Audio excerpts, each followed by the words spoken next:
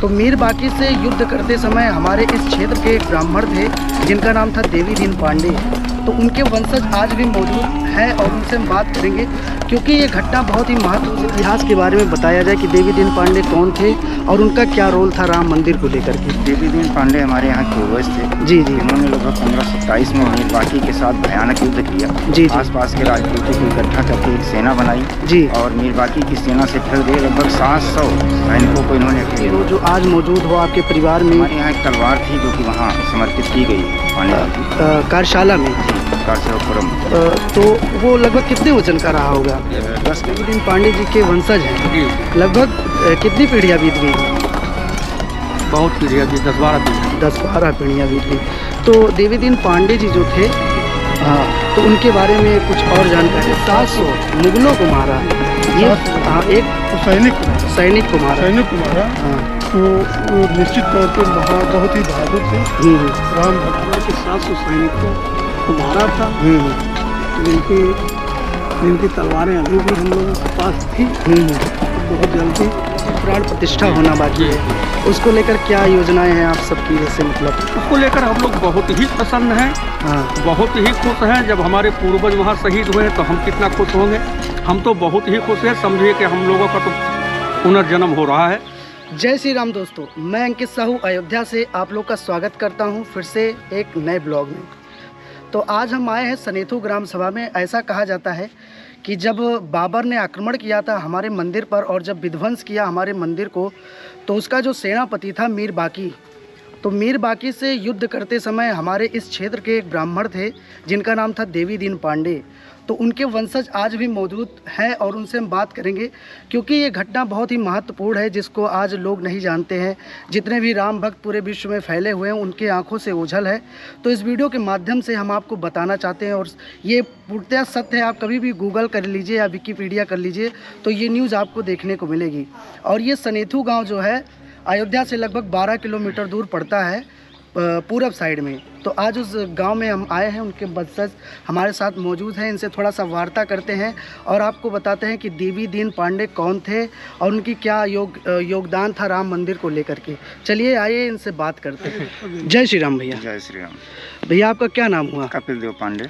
तो देवी दीन पांडे के बारे में हमें कुछ बताइए। और जो राम भक्त हैं, देखिए ये वीडियो जो है पूरे विश्व से सभी लोग देखते हैं और सबका कमेंट आता है कि राम मंदिर को लेकर कुछ ऐसी चीज़ें लाई जाए जो लोग ना जानते हो।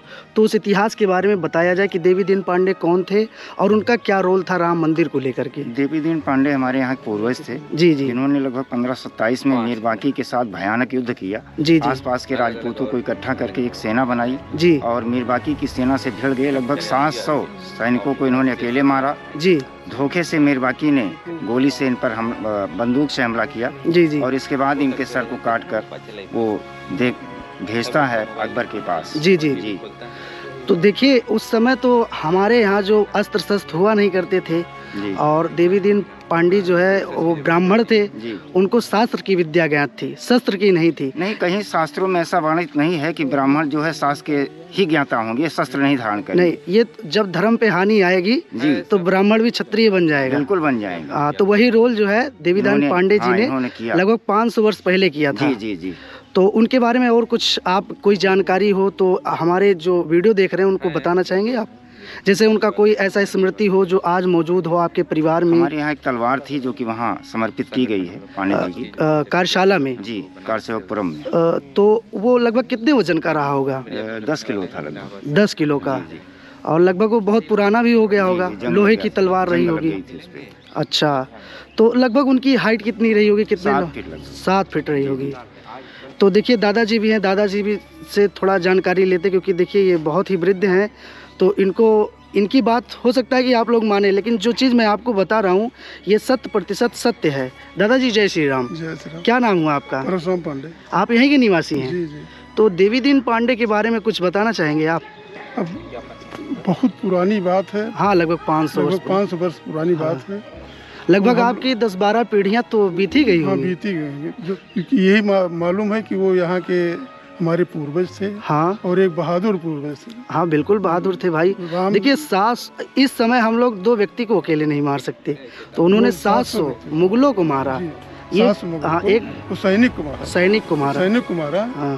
तो वो निश्चित तौर पे बहुत ही बहादुर थे, राम भक्त थे। हाँ। और मंदिर के रक्षार्थ हाँ, उन्होंने अपने प्राण त्याग दिए। जी जी। और अब उनके विषय में बस देखिए, ये भी बहुत ही बुजुर्ग हैं, सनेथू ग्राम वासी हैं, इनसे भी थोड़ी जानकारी लेते हैं। तो दादाजी जय श्री राम। जय श्री राम। क्या नाम हुआ आपका? आज्ञाराम पांडे। आज्ञाराम पांडे जी। तो आप देवी दीन पांडे जी के वंशज हैं। जी। लगभग कितनी पीढ़ियाँ बीत गई होंगी? बहुत पीढ़ियाँ भी, 10-12 पीढ़ियाँ भी। 10-12 पीढ़ियाँ बीत गई। तो देवी दीन पांडे जी जो थे जी, हाँ, तो उनके बारे में कुछ और जानकारी दीजिए आप। जानकारी तो यही है, हमने सुना है, जो वही जानकारी है, कोई प्रत्यक्ष देखा तो है नहीं। हाँ, ये तो सत्य है। हमने अपने पूर्वजों से यही सुना है, अभी जो हैं वर्तमान में उनसे भी सुना है। हाँ। इसी वंशज के थे, देवी दीन पांडे ग्राम सनेथू के थे। हाँ। और मुगल शासक था उस समय, इन्होंने जब मंदिर पे हानि पहुंचाई, जी जी, तो पास पड़ोस के सहयोग से इन्होंने मंदिर पर मतलब क्षत्रियों का एक संगठन बना करके सेना बनाई और इन्होंने नेतृत्व किया। हाँ। और इसमें इन्होंने बहुत बड़ी विजय भी हासिल की, 700 मुगलों को मारा, अकेले मारा। अरे बहुत बड़ी प्रसिद्धि है। हाँ, बहुत बड़ी प्रसिद्धि है।